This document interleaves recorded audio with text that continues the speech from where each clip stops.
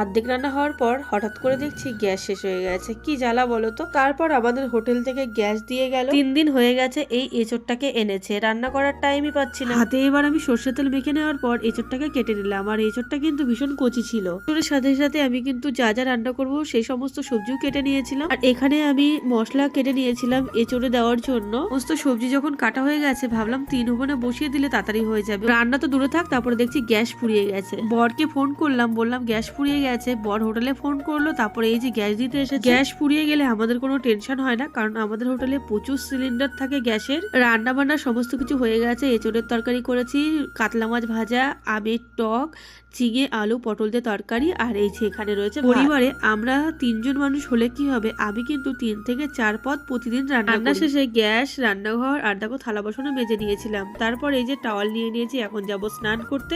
তো চলো বন্ধুরা, ভিডিওটা কেমন লাগলো অবশ্যই জানিও। টাটা।